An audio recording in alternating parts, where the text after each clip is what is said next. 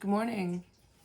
Coming to you from the wilds of Asheville post thunderstorm last night, which was like spectacular, but also a little shaky in moments on my second cup of coffee. I've been waking up pretty early in the mornings to get writing done. I do a lot of my best thinking, oddly enough, before 6 o'clock, which is really unfortunate. But it's always been the way that I operate. If I really want to get stuff done or really want to commit to something, I will wake up at 2 o'clock or 3 o'clock and like get to cracking. But that said, today is the full moon in Cap. I'm not doing a reading about that. Capricorn is an archetype of hardworking and perseverance. I don't care about any of that today. Today I want to talk about friendship and the ability to be weird with your people. There's always this like wave of topics, like of thematics that happen in life. And I know that it's definitely tied to the wave and how humanity is operating.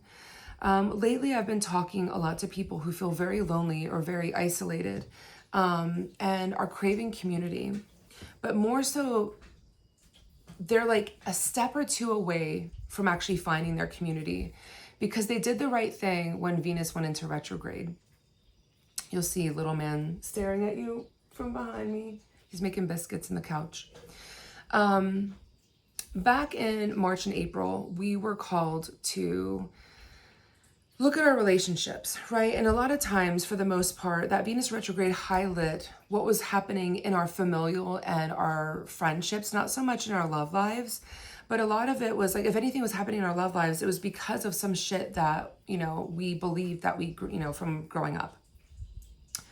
A lot of it was tied to like narrative work. But during that time, a lot of us were tested in our relationships to see how far we would allow people to go to cross our boundaries. Say if we created a verbal boundary in the past and someone crossed it, we would either let them get away with it because it was a battle that we didn't want to wage. The war is much a bigger thing. Or we just didn't want to deal with it. And then it kept getting bigger and bigger.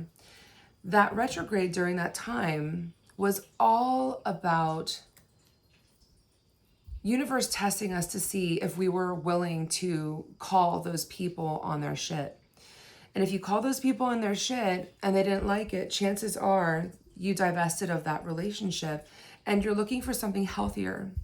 But the thing that I'm hearing right now, because it's only July, is a lot of times when we release a relationship, and we release another relationship that has the same toxic behaviors and boundaries, like lack of boundaries, it's like the first domino. Like we will like knock over all the dominoes and be like, damn, look at that. But then what we forget to do is realize that we're the pattern. It's like the relationships are a mirror. But let's say if we felt like we had to be the fixer in families, or if we were always the one initiating contact, or whatever it is, releasing those relationships, you do one and the rest of them fall away.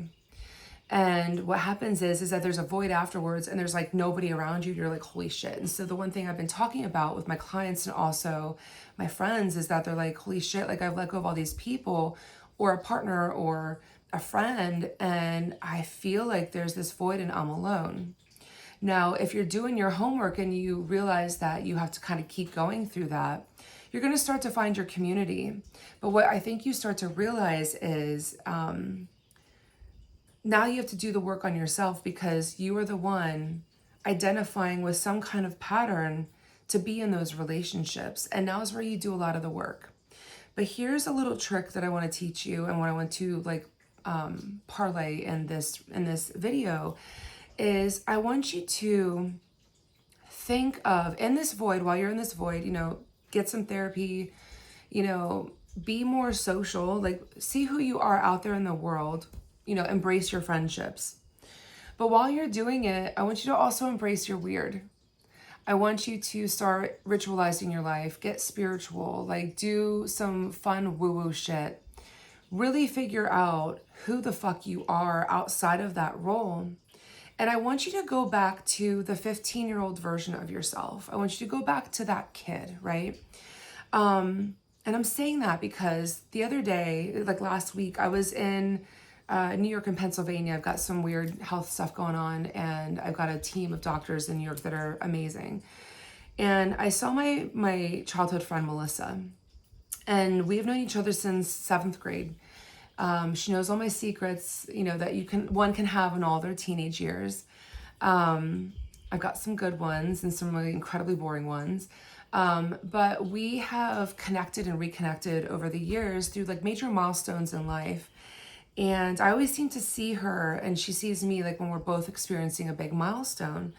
But after the visit, she gifted me with this really beautiful candle. And this morning I like woke up and I lit all the candles in the house, just burned myself with wax. But she gifted me this really beautiful friendship candle. And she said, she was like, and it was the sweetest thing, and it had the sweetest quote on it.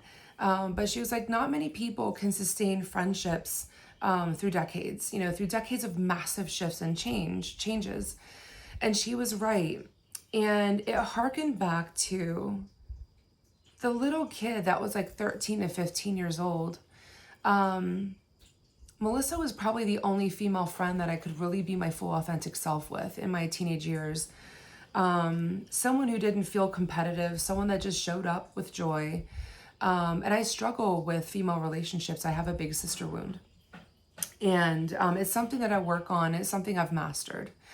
But I thought back to that like 13 to 15-year-old girl, mini woman, who before I got kind of taken over by my ambitions was just weird. I'd have magical worlds, and I was very in touch with my magic during that time. Would seek out magic in nature. And I have a lot of feelings about that time and who I was. And as I divest myself of everything that happened, I would say from 16 on, when the world and my upbringing kind of doubled down on me letting go of my magic, releasing it, and replacing it with ambition. And as I'm in my 40s, I still have some of my ambition because I still do 10 things at once, but I'm embracing my weird side again. And I'm leaning into my magic. It's like I formed a coven.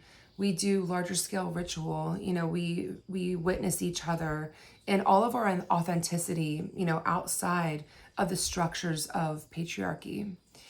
And it's the most fucking empowering thing I've ever done. And it's the secret. And that's what I want to parlay today is if you came out of that Venus retrograde successful in that you let go and abandon those relationships that were toxic, if you stopped placing yourself in lower vibrational people and circumstances, you're going to come out of it really lonely.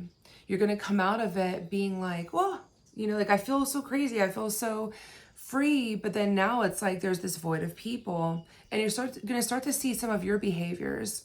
Work on those behaviors, but also work on like finding and reclaiming that magical weird kid that it was like that kid that existed before the behavior started.